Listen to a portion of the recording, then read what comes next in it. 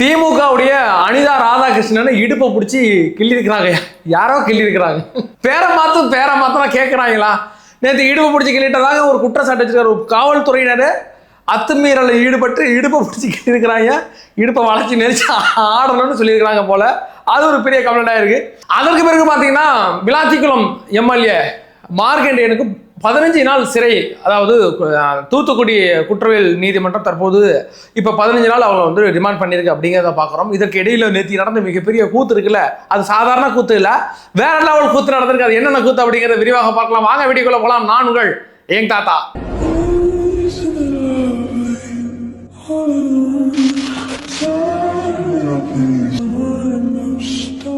நம்மளோட வீடியோக்களை பாருங்க, நம்ம சேனலை சப்ஸ்கிரைப் பண்ணி வச்சுக்கிடுங்க, லைக் பண்ணுங்க, ஷேர் பண்ணுங்க, உங்களோட மேன்மையான கருத்துக்களை கமெண்ட் செக்ஷன்ல பதிவிடுங்க. சரி, கடந்த ஒரு வார காலமாகவே ஒரு கண்டினியூவாக வீடியோ வரது கிடையாது. அங்கே மிஸ் ஆகி வந்துகிட்டு இருக்குது. அதுக்கு பிறகு பார்த்தீங்கன்னா ஒரு கண்டினியூட்டி இல்லாமல் இருக்குது. அப்படிங்கிறதுக்கு மன்னிப்பு கேட்டுக்கொள்கிறேன். ஏன்னாட்டா இப்போ நாங்கள் வேற ஒரு ஆஃபீஸில் இருக்கோம், இப்போ புதுசாக வேற ஒரு ஆஃபீஸுக்கு மாறி இருக்கோம் சில காரணங்களால். அப்படிங்கிறதுனால கொஞ்சம் கண்டினியூட்டி மிஸ் ஆகுது. அதுக்கு ஒரு சட்டி ஜாமான்லாம் கொண்டாந்து அடுக்கி வச்சு விடிய பெயிண்ட் அடிச்சு, நடுராத்திரியில் பெயிண்ட் அடிச்சு, அது பெரிய இதாகி போச்சு. அதனால தற்போது இப்போ தான் செட் ஆகிட்டு இருக்கு. அப்படிங்கிறதுனால கூடிய விரைவில் அது சீராக வரும் அப்படிங்கிறது தெரிவிச்சுக்கொள்ளலாம். அதற்கு பிறகு இதில் மிக முக்கியமாக பார்க்க வேண்டியது என்னன்னா, அந்த விளாத்திக்குளம் எம்எல்ஏ நம்மளுடைய மார்க்கண்டேயன் ரொம்ப தகாத வார்த்தையில் முதலமைச்சர் அவர்களை கையை முறிச்சிருவேன், காலை முறிச்சிருவேன், நீ பூட்டிட சொல்லுவ. தலைவர் விஜய் அவர்கள் எவ்வளோ யதார்த்தமாக சொன்னார். அது ஒரு கலாய்க்கிற மொழியில் சொன்னார். எல்லாம் எழுச்சி ஓடுறீங்க என் பேச்சை கேட்டால, அடுத்த வாட்டி சொல்லும் போது கதவெல்லாம் பூட்டிட்டு தான் நான் பேசணும் பொறுக்கு அப்படிங்கும். பூட்டிட்டு பேசிடுவே உன் கையை உடைச்சிடுவேன், உன் எலும்பு உடைச்சிடுவேன் அப்படின்ற மாதிரி தலைவர் பேசினாப்புல வச்சுக்கலாம். யாரு நம்பாள் அனிதா ராதாகிருஷ்ணன் கிடையாது, மார்க்கண்டேயன் அவர்கள் அப்படி பேசியிருந்தார். அதற்கு உடனே எதிர்ப்பு வந்துச்சு. நான் அதான் சொன்னேன், கண்டிப்பாக அவங்களாம் கேஸ் ஃபைல் பண்ணி உள்ளே போட போகிறாங்கன்னா அடுத்த நாள் காலையிலேயே கேஸ் ஃபைல் பண்ணப்பட்டது. நேரடியாக போய் கைது பண்ண போனாங்க. கைது பண்ண போன இடத்துல தான் ஒரே ஜாலியாக இருந்துச்சு. பழைய அந்த கலைஞருடைய கைதை பார்த்த மாதிரி இருந்துச்சு. ஐயோ சொல்கிறாங்களே கைது பண்ணுறாங்களே அப்படின்ட்டு கத்துற மாதிரி கன் பாயிண்ட்ல வச்சு என்ன கைது பண்ணிட்டாங்க, கன் பாயிண்ட்ல வச்சு கைது பண்ணிட்டாங்கன்னு தலைவர் ஒரே அலப்பறம் கொடுத்தா போல.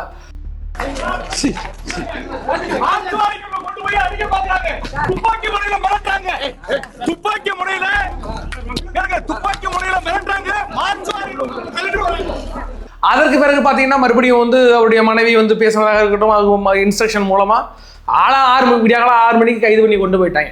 கைது பண்ணிட்டு போலீஸ்க்குள்ள போனது பிறகு அதை வந்து நான் பார்க்கணும், நான் வந்து யாரை பார்க்கணும், மார்க்கண்டேயன் நான் பார்க்கணும் அப்படின்ட்டு கீதா ஜீவன், அதற்கு பிறகு அனிதா ராதாகிருஷ்ணன், எல்லாம் பொம்பளைங்க பேராகவே இருக்கா, இதனால எது ஆம்பளைங்க எது பொம்பளைங்க கன்ஃபியூஸ் ஆகிடுங்க. அனிதா ராதாகிருஷ்ணன் அப்படிங்கிறது ஆம்பளை, கீதா ஜீவங்கிறது பொம்பளை. தூத்துக்குடியில் தோத்து போனாங்கல்ல ஸ்ரீநாத்கிட்ட, அது பொம்பளை லேடிஸ் அப்படிங்கிறதால புரிஞ்சுக்கணும். 2 பேர், அது இல்லாமல் 2-3 பேர் என்ன பண்ணால் நான் வந்து பார்க்கணும், அவருக்கு உடம்பு சரியில்லைங்க, அவருக்கு நடுக்க சொரா இருக்குங்க, எலும்பெல்லாம் கிடுக்குன்னு ஆடுங்க, தலைவலி இருக்குங்க, முதுகுலாம் ஒரே பெயின் இருக்குங்க, டாக்டர் கிட்ட பிரிஸ்கிரிப்ஷன் சொல்ற மாதிரி அந்த அம்மா சொல்லிட்டு இருந்துச்சு. அவரை நான் போய் பார்க்கணும் விடுங்க அப்படின்னு. அதெல்லாம் விட முடியாது, நீ பொண்ணு அடிச்சு துரத்தி விட்டாங்க. அவர் கையில போன கொடுக்கல, அவருடைய உதவியாளர் கூட பார்க்க விடல, வழக்கறிஞரை பார்க்க விடல. அவரோட ஒரு பேர் சொன்னார் போல, என் கூட இருக்கிறவன், அவரை மட்டும் தான் பார்க்க விடல. அவருக்கு எதுவும் ஆயிரப்படாது. அவர் ஏற்கனவே ஒரு சுகமில்லாத மனுஷர் தான். அவருக்கு சுகர் இருக்கு, பிரஷர் இருக்கு, முதுகு வலி இருக்கு, எல்லா பிரச்சனையும் இருக்கிறவரை அடக்கி வச்சுட்டு எங்களை பார்க்க விட மாட்டேங்காங்க. அதுக்கு பிறகு அனிதா ராதாகிருஷ்ணன் வந்தாப்புல. அனிதா ராதாகிருஷ்ணன் பர்ஃபார்மன்ஸ் வேற லெவல் பர்ஃபார்மன்ஸ் வச்சுக்கல. அவர் வந்து எங்களை வந்து அடக்குறீங்க ஒடுக்குறீங்க, திமுக காரனை நீங்க அடக்க முடியாது, அவன் வெட்ட வளருவான், கொட்ட உயருவான், திமுக காரனை சாதாரண நினைச்சு விடாதே அப்படின்ட்டு அவரு ஒரு ஸ்பீச் கொடுத்துட்டு திடீர்னு என்ன பண்ணாங்கன்னா போலீஸ் கைது பண்ண ஆரம்பிச்சிட்டாங்க. எல்லாம் கைது பண்ணவும் தலைவன் அனிதா ராதாகிருஷ்ணன் பார்த்தாப்புல, இது நமக்கு செட் ஆகாது, இவங்க எல்லாம் இப்படி போறாங்க, சும்மா வந்தமா பேசணுமா அதோட வச்சுக்கிடுங்க, கைது பண்ற நடவடிக்கை வைக்கப்படாதுன்ட்டு அப்படியே 2 ஸ்டெப்பு தான் உள்ளுக்குள்ள கார்னரி உட்காந்துக்கிட்டு, எனக்கு மயக்கமா இருக்குங்க, எனக்கு மயக்கம் வருதுங்க, நான் போறேங்க, ஆஸ்பத்திரி போறேங்க அப்படின்ட்டு திடீர்னு போலீஸ் வந்து பார்த்தோன்னா உள்ள வர ஆரம்பிச்சுட்டு அவரை கைது பண்றதுக்காக உள்ள வரவும் டக்குன்னு டோரை சாத்திட்டு ஆளு டக்குன்னு ஒரு ஆக்டிவ்னு போட்டா பாருங்க, வேற லெவலில் ஆக்டிவ்னு போட்டுட்டா போல. அப்புறம் போய் டாட்டா பாய் நீங்களாம் போராடிட்டு வாங்க, நான் போறேன்ட்டு ஆனு வந்துட்டாப்புல, சோவா வீட்டை விட்டு வந்துட்டாப்புல. ஆனால் கீதா ஜீவனை கொண்டு வச்சு அப்படியே வழியில் இறக்கிட்டு அனுப்பிவிட்டான் எல்லாரையும். அது வந்து ஒரு நடைமுறையான கைது அப்படிங்கிறதுனால எல்லாரையும் நேற்று கலையப வச்சுட்டாங்க. அதற்கு பிறகு இந்த மார்க்கண்டேயனுடைய பையன் அவர் தான் வந்து ஒரு பேட்டி இன்னும் கொடுத்தது. அவருடைய பேட்டி தான் இன்னைக்கு வந்து சமூக வலைதளங்களில் பேசிக்கிட்டு பொருளாக இருக்குது. அந்த அளவுக்கு அருமையாக ஒரு பேட்டி இன்னும் கொடுத்தது மார்க்கண்டேயனுடைய பையன். எனக்கு தெரிஞ்சு மூக்கு கண்ணாடி அப்படின்னு எதுக்கு சொல்கிறாங்கன்னா மூக்கில் போடுறதுக்கான மூக்கு கண்ணாடிங்கிற மாதிரி மூக்கில் கண்ணாடியை போட்டுட்டு இப்படி பார்த்துக்கிட்டு தான் பேசினாப்ல. கொச்சின் கனிஃபா பேசினா அப்படி இருக்கும் யாருடைய வாய்ஸில், மேஜர் சுந்தரராஜன் வாய்ஸில் கொச்சின் கனிஃபா பேசினா எப்படி இருக்கும் அப்படிங்கிறத பேசுறார். அப்புறம் எனக்கு வேணும். What are you doing? Honorable Chief Minister, what are you doing? You sure. Everybody should understand. என்ன நடக்குது? What happened here? மூலோ அப்படிங்கிற மாதிரி எனக்கு இந்த வாய்ஸ் வரல. அந்த தலைவர் வேற எவ்வளோ பேசினா அப்பலாம் வச்சுக்கலாம். In the halls of assembly, it is to say that the brain should not function. ஒரு மூளை தான் உடம்பு எல்லாத்தையுமே டிசைட் பண்ணுது. அந்த மூளையா அந்த நாட்டுக்கு இருக்கக்கூடியது அந்த நாட்டுடைய சட்டமன்றம். அந்த சட்டமன்றத்துக்குள்ள எல்லா எம்எல்ஏக்களையும் அடைச்சு வைக்கணும் அப்படின்னு இந்த முதலமைச்சர் சொல்றாருன்னா அப்ப இந்த சட்டமன்ற திருப்பரங்குன்ற இஷ்யூல அந்த பையன் தான் வாயை மூடி தூக்கி அலசி போனாங்க காவல்துறையினர் அப்படிங்கிறத நிறைய வீடியோக்கள் ஷேர் ஆகிட்டு இருக்கு.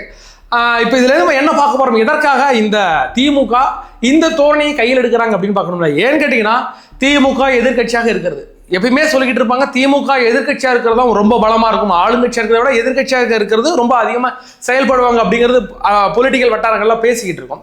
இருந்தாலும் இந்த திமுக இந்த இடங்களில் இந்த வருடம் தான் ரொம்ப தடுமாறுகிறது அப்படிங்கிறத பார்க்குறோம். ஏன்னு கேட்டிங்கன்னா தற்பொழுது நிலவிக்கிட்டு இருக்க சில இஷ்யூஸ் நிலவிக்கிட்டு இருக்கு. அந்த விஷயங்களை அவங்க கையில் எடுத்து போராடுனா நம்ம மேகதாது அணை பிரச்சனை பெரிய பிரச்சனை. அவங்க மேகதாது அணை கட்டுறதுக்கான ரெடி பண்ணிட்டு இருக்காங்க, நம்ம கொஞ்சம் போராடிட்டு இருக்கோம்னு வச்சுக்கலேன்.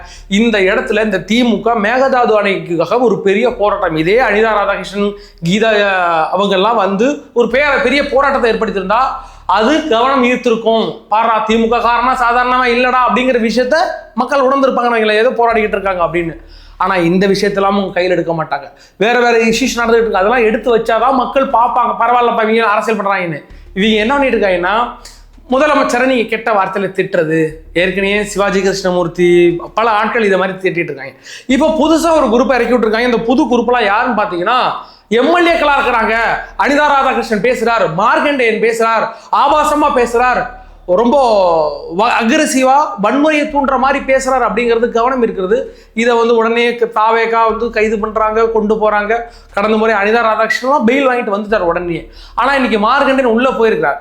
இதை தாவேகா அரசு விஜய் அவர்கள் ரொம்ப சூப்பரா ஹேண்டில் பண்றாங்க. என்னன்னா தற்போது தாவேகா சின்ன சின்ன இஷ்யூஸ் இருக்கும்ல, அது மக்கள் மத்தியில பேசப்படுறதுக்கு முன்னாடியே திமுக குறுக்க வந்து வந்துடுறாங்க. அவங்க வந்து விஜய் அவர்களை பத்தி தப்பா பேசியோ முதலமைச்சரை தப்பா பேசுறதுனால கைது பண்றாங்க. நேற்றுக்கு 2 நாளா 3 நாளா எது டைம்லைன்ல இருக்குன்னா இந்த மார்க்கண்டேயன் பேசினது, அவரை கைது பண்ணி கொண்டு போனது, அவங்களுக்கு அங்க நேற்று நடந்த அந்த போராட்டம், இது மட்டுமே டைம்லைன்ல இருக்கா?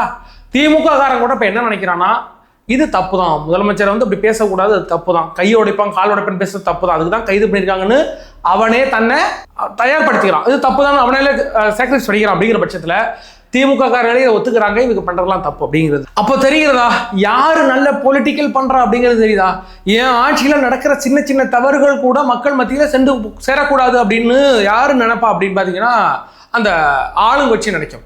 இப்ப தாவேகா அரசுல மிகப்பெரிய ஒரு பிரச்சனையா உருவெடுத்துக்கிட்டு இருக்க ஒரு பிரச்சனை அப்படிங்கிற என்ன கேட்டீங்கன்னா, இந்த பழனியில வந்து 100 கோடி ரூபா சொத்தை 2 கோடிக்கு மாற்றப்பட்டது ஒரு சின்ன தவறு நடந்திருக்கிறது. சின்ன தவறுல பெரிய தவறு நடந்திருக்கு. அந்த தவறை இப்ப எப்படியாச்சும் தாவேகா அரசு என்ன நினைக்கும், இதை மூடி மறைக்கணும்னு தான் நினைக்கும். ஏன்னா அதுக்கான நடவடிக்கை எடுத்துக்கிட்டு இருக்காங்க. அந்த நிலத்தை மீட்டாச்சு, அது யாரெல்லாம் தவறு செய்தாங்களோ அவங்களெல்லாம் இப்போ ஒவ்வொருவங்களும் கைது செய்யப்பட்டு இருக்காங்க. கரெக்டாக போயிட்டு இருக்கு. ஆனாலும் ஒரு தவறு நடந்திருக்கா, அந்த தவறை மக்கள் மத்தியில் மறைச்சுதான் ஆகணும். ஒரு எல்லா ஆளுங்கட்சியும் பண்றதான். அந்த தவறை நம்ம மறைக்கலாம்னு நினைச்சிட்டு இருக்கும் போது நானே மறைச்சு கொடுக்கறான்னு திமுக தான். கடந்த 2-3 நாட்களா என்ன டைம்லைன்ல இருக்குன்னா மார்க்கண்டேயன் இஷ்யூ. அதுக்கு 2 நாளைக்கு முன்னாடி என்ன டைம்ல இருந்துச்சுன்னா அனிதா ராதாகிருஷ்ணன் பேசின அந்த வார்த்தைகள். அதுக்கு 2 நாளைக்கு முன்னாடி என்னன்னா கடந்த ஒரு மாசமாவே Senthil Balaji arrest, KNR arrest, KNR கிடையாது ஏவா வேலு அரஸ்ட். அதற்கு பிறகு இவங்க எம்எல்ஏக்களை வந்து விலை பேசின அந்த இஷ்யூ. அதற்கு பிறகு அனிதா ராதாகிருஷ்ணன் வாய்விட்ட இஷ்யூ. இப்போ மார்க்கண்டேயன் வாய்விட்ட இஷ்யூ அப்படின்ட்டு வாய்விட்ட இஷ்யூனா தப்பா பேசின இஷ்யூ. இதெல்லாம் சேர்ந்து 1 மாச காலமா தாவேகா அரசுக்கு மிகப்பெரிய பாதுகாப்பை கொடுத்துக்கிட்டு இருக்கு. தாவேகா அரசுல நடக்கிற சின்ன சின்ன பிரச்சனைகள் கூட வெளில வராம இருக்கிறதுக்கு இவங்க தான் மிக முக்கிய காரணம். அப்படிங்கிற பட்சத்துல ரொம்ப தப்பான கேமை ரொம்ப சரியா ஆடிக்கிட்டு இருக்குது யாருன்னா திமுக தான் ஆடிக்கிட்டு இருக்காங்க.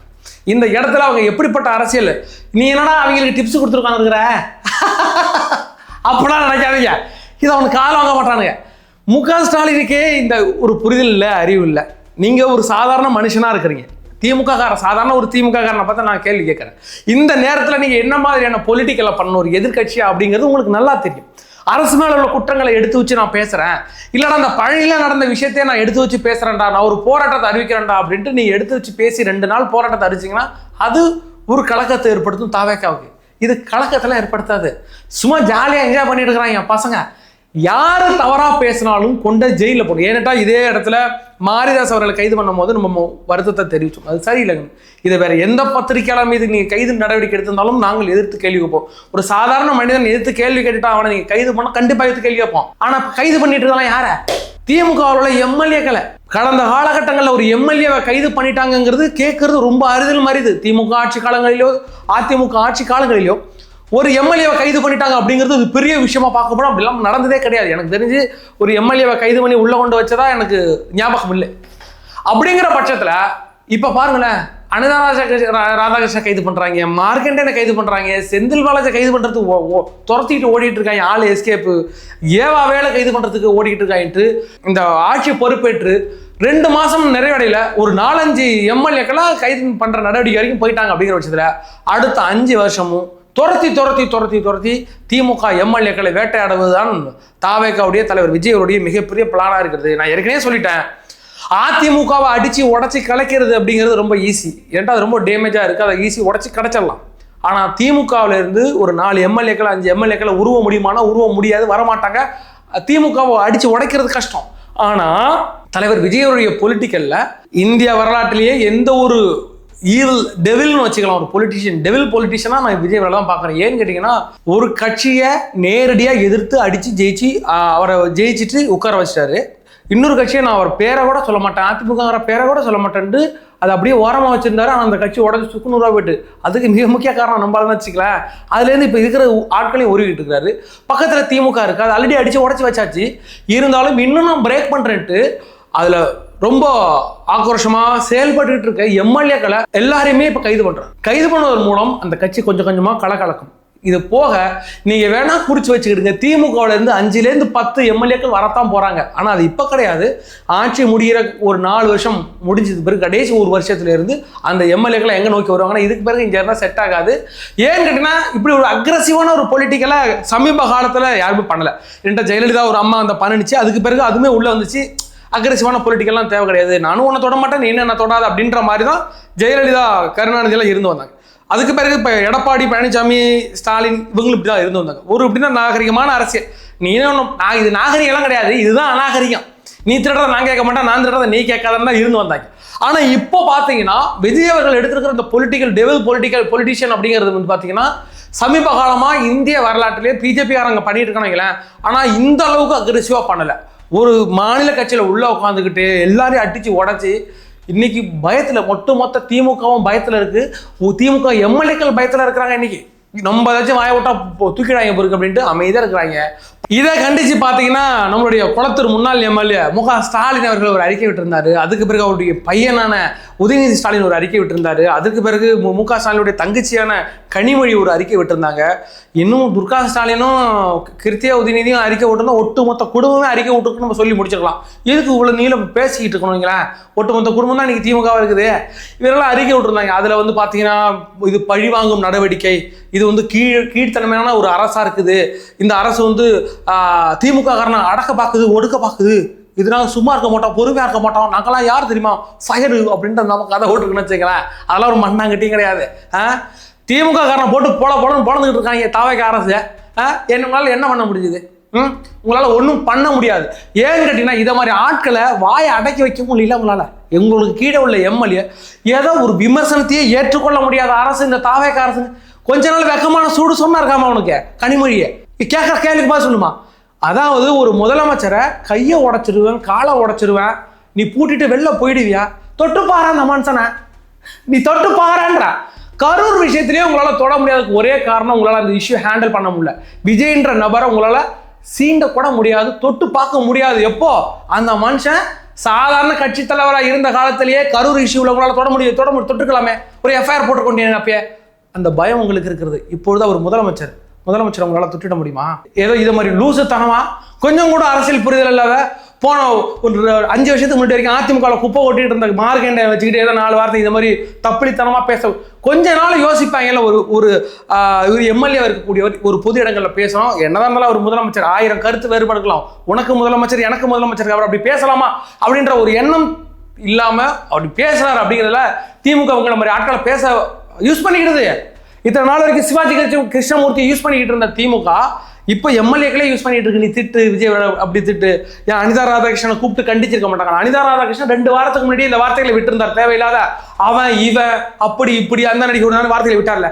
அன்னைக்கே ஒரு நல்ல கட்சியுடைய தலைவராக முக ஸ்டாலின் இருந்திருந்தா, அனிதா அப்பெல்லாம் பேசாத அனிதா, என்ன பண்ற அப்படி பேசலாமா ஒரு முதலமைச்சரா அப்படி பேசப்படாது அப்படின்னு சொல்லியிருப்பார்ல. அந்த அனிதா கேட்டுட்டு கம்மன்னு இருக்கும்ல.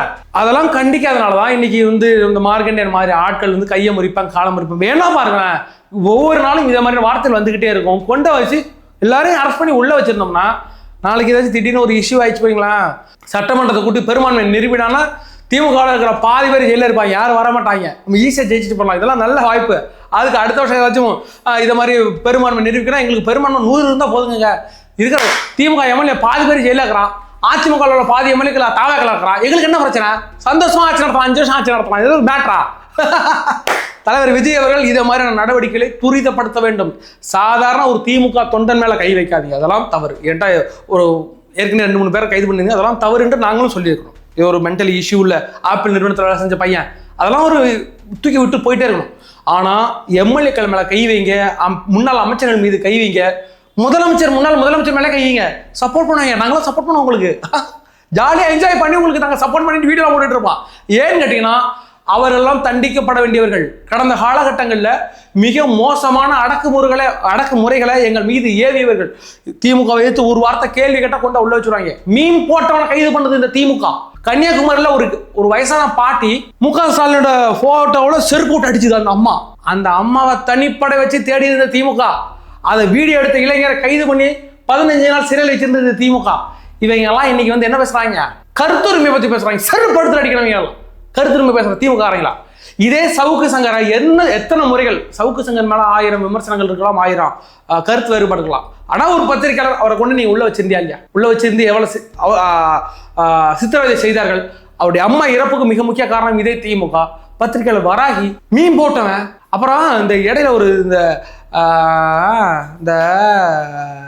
பாகிஸ்தான்ல கப்பு வாங்கிட்டு வந்துட்டான்னு ஒருத்தன் ஏமாற்றி போயிட்டான். 2 பேரும் ஏமாற்றி போயிட்டான். அவரு ஒரு சிறப்பு திறனாளி. அதை மீன் போட்டோம், அதை ரீஷேர் பண்ணி மீன் போட்டவனை கைது பண்ணி வச்சிருந்துச்சு இந்த திமுக. இவர்களெல்லாம் இன்னைக்கு என்ன சொல்றாங்க? இதே முக ஸ்டாலின் ஐயா, அதுக்கு பிறகு கனிமொழி அம்மா, உதயநிதி எல்லாம் இது அடக்குமுறை, விமர்சனத்தை ஏற்றுக்கொள்ளாத அரசு அப்படின்றாங்க. நாங்கள் உங்களை விட விமர்சனத்தை பார்த்து பயந்தவர்கள் இந்த பூமியில யாருமே இருக்க மாட்டாங்க. அந்த அளவுக்கு கேடு கட்ட திமுகவெல்லாம் இன்னைக்கு நம்மளை பத்தி பேச மாட்டாங்க. அது போனது போகட்டும். நான் ஒண்ணு சொல்றேன், இந்த திமுக உள்ள அடிமட்டத்தில் இருக்கிற இந்த செயலாளர்கள் இவங்கெல்லாம் விட்டுட்டு மேல் மட்டத்தில் இந்த எம்எல்ஏக்களாக இருந்தவர்கள், இருக்கிறவர்கள், அமைச்சர்கள், முன்னாள் முதலமைச்சர் அப்படின்னு யாரை தூக்காண்ட உள்ள வச்சிருந்தாலும் we are happy, we are enjoy பண்ணி பார்ப்போம். ஒட்டுமொத்த தமிழ்நாடு உங்கள் பக்கம் இருக்கிறது அப்படிங்கிறத மறந்துடாதீங்க. இதே மாதிரியான சில்லறத்தனமான நபர்கள் யாராவது பேசினா அவங்களே கொண்டு ஜெயிலில் வைங்க. இன்னைக்கு பல பத்திரிகையாளர்கள் என்ற போர்வையில் இது அடக்குமுறையா இருக்கு, ஒடுக்குமுறையா இருக்குலாம் சொல்லிட்டு இருக்காங்க. அதை பற்றிலாம் அவர்கள் அப்படிதான் பேசுவாங்க. உண்மையான அடக்குமுறை ஒடுக்குமுறை என்ன அப்படிங்கிறது திமுக ஆட்சி காலத்தில் இருந்து பார்த்த எங்களுக்கு நல்லா தெரியும். அப்படிங்கிற பட்சத்தில் அதெல்லாம் கண்டுக்காம உங்களுடைய வேலையை மிக சிறப்பாக செய்யுங்கள். திமுகவில் அத்தனை எம்எல்ஏக்கள், முன்னாள் அமைச்சர்கள் கைது செய்யப்பட வேண்டும். மக்களாக நீங்கள் பார்த்து கொண்டிருக்கிறீர்கள். உங்களுடைய மேன்மையான தாழ்மையான எல்லா கருத்துக்களையும் கமெண்ட் செக்ஷன்ல பதிவிடுங்க. நம்மளுடைய இந்த வீடியோக்கள் எங்காத்தால இனிமே வீடியோக்கள் கண்டினியூஸாக மேக்ஸிமம் உங்களுக்கு உண்டான சேர்க்கிறோம். இன்னும் இருக்கு கொஞ்சம் சின்ன சின்ன வேலைகள் இருக்கு, அதெல்லாம் முடிச்சிட்டோம்னா we are free. We are only for நாங்கள் அப்டேட் பண்ணிக்கிட்டே இருப்போம் உங்கள்கிட்ட என்னென்ன விஷயம் நடந்துட்டு இருக்கு அப்படிங்கிறத. சரி, வேற வீடியோ சந்திக்க வர உங்களோட இந்த வீடியோ நான் உங்கள் தாத்தா.